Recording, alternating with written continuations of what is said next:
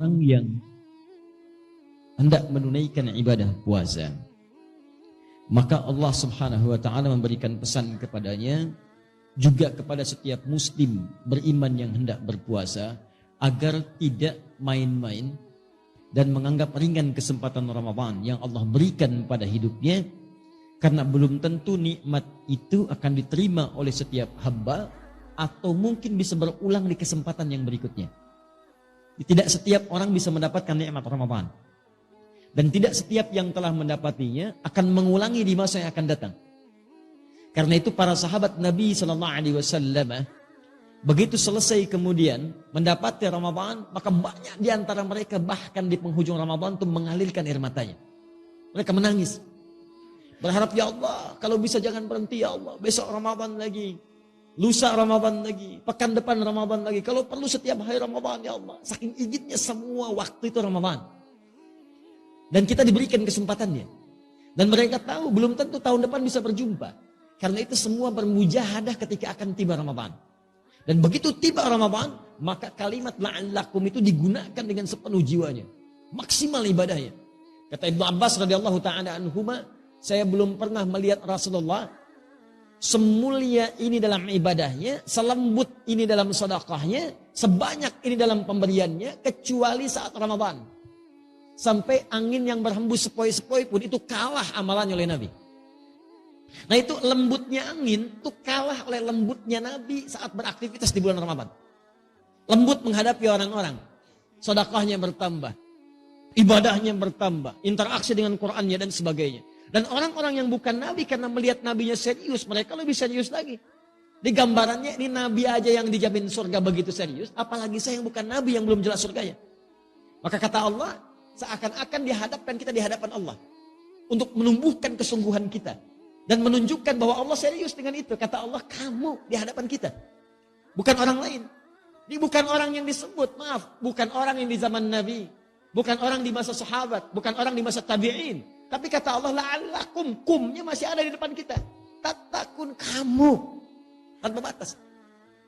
Kata Allah, kamu mesti serius ya. Karena saya pengen kamu bertakwa. Kamu mesti berubah. Kamu mesti jadi hamba yang taat. Mesti ada perbedaan ketika kamu lahir dengan kamu pulang. Saya ingin tingkatkan takwa kamu. Kalau anda hafal Quran, demi Allah saya katakan, begitu disebut takwa, itu bisa berlinang air mata anda. Karena ayat takwa selalu terkait dengan nilai kebaikan. Ketika Allah sebutkan takwa, maka Allah ingin tanamkan kebahagiaan. Kamu tingkatkan takwa supaya bahagia.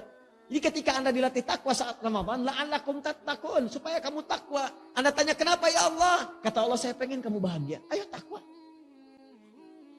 Wa may yattaqillaha yaj'al lahu makhraja wa yarzuqhu min haitsu la yahtasib. Ketika takwa meningkat kepada Allah, kata Allah, maka aku mudahkan hidupmu. Aku berikan solusi, aku limpahkan rezeki kepadamu. Makanya ketika Allah katakan la'allakum tattaqun, ayo serius supaya hidup kamu mudah.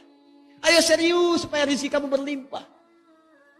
Ketika anda puncaknya mengatakan takwa, Allah katakan wasari'u ila maghfiratin min rabbikum wa jannatin arduha as-samawati wal ardu 'iddatil lil muttaqin. Saya telah siapkan bagi orang takwa. Apa itu? Saya telah siapkan surga yang tak bernilai dunia.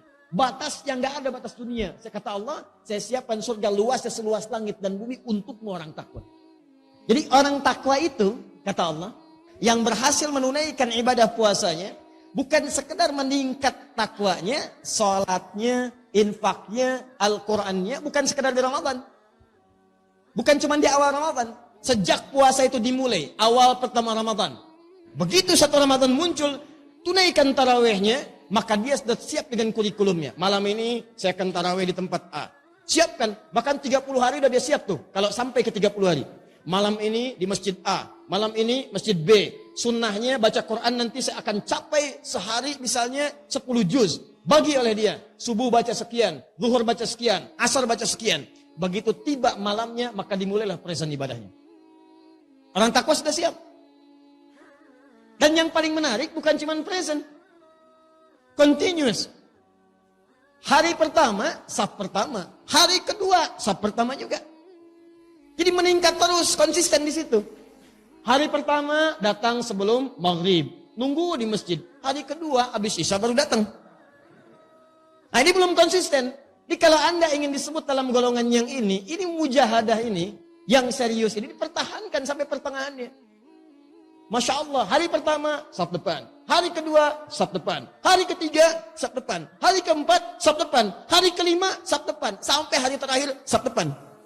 Nah itu yang terbaik.